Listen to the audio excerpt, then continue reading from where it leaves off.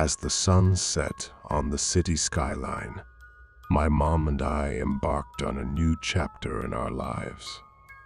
Little did we know, the shadows cast by those towering buildings would bring something sinister into our world. We were ready to conquer this city, fueled by dreams and ambition. But, as fate would have it, a dark cloud loomed over our fresh start. High school, hormones, and the agony of saying goodbye to lifelong friends. It was the perfect storm of emotions. Fast forward to the first day at the new school, where the bright lights and bustling hallways masked the impending storm in my life. My senior year, the year I was supposed to rule the school, turned into a lonely journey. But just when I thought I was lost in the sea of strangers, destiny threw me a curveball named Dave. Dave, a mysterious newcomer, became my lifeline in this sea of isolation. We shared secrets, dreams, and late-night conversations that felt like the universe had conspired to bring us together. Little did I know, beneath the surface of our budding friendship, a storm was brewing. Dave started asking invasive questions, turning our innocent connection into a nightmare. I tried to distance myself, but Dave's obsession only intensified. Then came that fateful night. Rain tapping on my window, I heard a sound that would haunt my dreams. There he was, a silhouette in the darkness, his unsettling smile sending shivers down my spine. My mom, a fierce protector, confronted the intruder with a baseball bat in hand. The threat vanished, but the nightmare had just begun.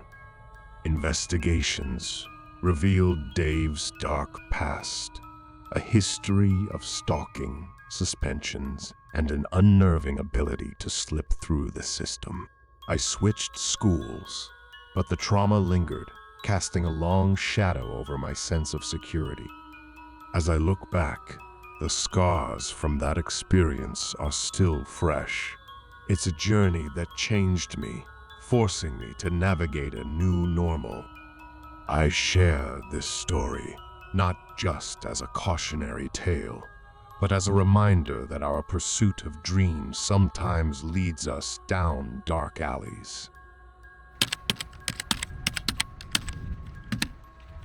Picture this, a private tech-focused academy tucked away in the quiet suburbs, far from the chaos of the big city. It was my sophomore year, and while I was making friends and absorbing tech knowledge, the teachers, well, they were a unique breed. Teaching was their forte, but patience wasn't. Getting help or asking questions felt like navigating a maze. In other words, it was a sink or swim situation. Fast forward to the day my friend Jordan hit me up about a new spot near the school. Now, when Jordan got excited, it meant something big was about to go down. This spot wasn't your typical hangout. It was a secluded area by a pond, a hidden gem in the suburban landscape, where students would secretly escape during lunch breaks. So, there we were, smoking, laughing, and soaking in those quintessential high school moments. Little did we know, our laughter would soon turn into something straight out of a thriller movie. On that fateful day, our peaceful hangout was disrupted by the sight of a woman on the other side of the pond. She looked like a ghost, haunted by a troubled past. Her plea for help raised immediate red flags. It felt like we were stepping into a situation far more complex than it appeared. Despite our attempts to distance ourselves, she grew more aggressive, and her desperation took a bizarre turn. As we left, she unleashed an unsettling display, speaking in an unknown language and resorting to self-harm. We sprinted back to the safety of the school, our minds racing with questions and uncertainty. Reporting the incident to the school office became our immediate priority.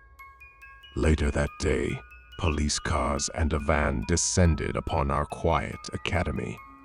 Unraveling the mystery, we discovered that the woman had escaped from a mental institution, off her medication for weeks. Her intentions remained unclear, but one thing was certain: they weren't good. She never returned, leaving us with lingering questions and a tale to share. As I reflect on that day, it serves as a reminder that sometimes the most unexpected events unfold in the most unsuspecting places. And there you have it, an extraordinary day in the life at the Tech Academy. If you've stuck with me through this journey, hit that like button, share your thoughts in the comments, and subscribe.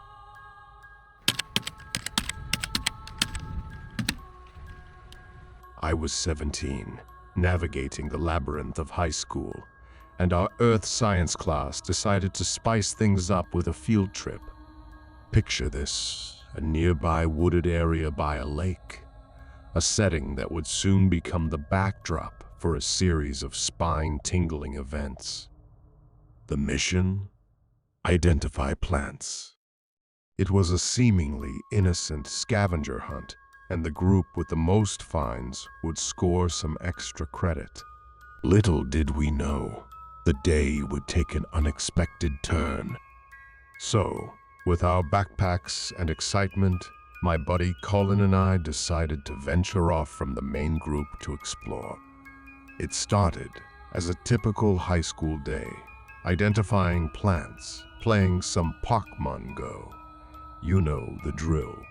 But as the sun began its descent, casting long shadows through the trees, a peculiar sound disrupted our carefree adventure: crying. Faint, haunting cries echoing through the woods. Colin, being the daring soul he was, insisted we investigate. The crying seemed to beckon us deeper into the woods, away from the safety of the group. As we ventured further, the cries became clearer, and that's when we stumbled upon a clearing, bathed in the dying light of the day. It was a surreal moment. The grass was knee-high, and the atmosphere was heavy with an unspoken tension. We had identified 2 other plants, but the eerie feeling persisted.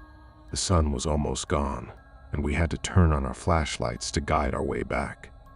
That's when Colin stopped me dead in my tracks, shushed me, and pointed to the left.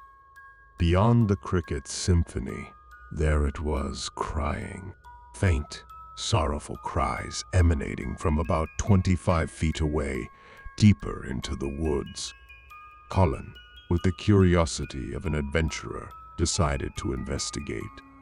Perhaps it was another student in need of help. Intrigued, I joined him. The further we went, the clearer the crying became. As the sun dipped below the horizon, we turned on our flashlights to illuminate our path. Suddenly, Colin stopped, put his arm in front of me, and indicated towards a large tree just a few feet away. The crying was now unmistakable. I had an uneasy feeling, a gut instinct that told me something wasn't right. But Colin, fueled by his adventurous spirit, walked toward the tree.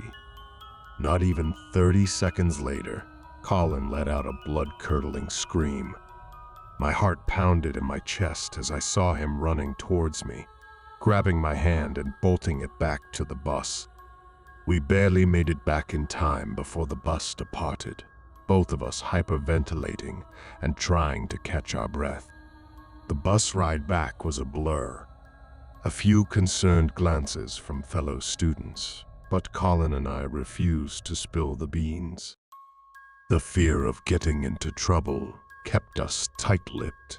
Throughout the ride, I tried every attempt to convince Colin to tell me what he saw, but he wouldn't budge. From that point forward, we kept the incident a secret, not even sharing it with our parents. Colin and I are still friends, both in our last semester of college now. Yet, the mystery of that day lingers. Colin still refuses to reveal what he saw, and I'm not sure if I'll ever know. Sometimes, I find myself looking back on that day, contemplating returning to the lake to try and listen for the crying again. But the fear of the unknown holds me back. The events of that day remain etched in my memory, a testament to the mysteries that can unfold even in the most ordinary of places. And there you have it, an extended version of that fateful field trip. If you've stuck with me through this journey, hit that like button, share your thoughts in the comments, and subscribe for more extended tales that'll keep you on the edge of your seat. Until next time, stay curious, stay safe, and never underestimate the mysteries that surround us.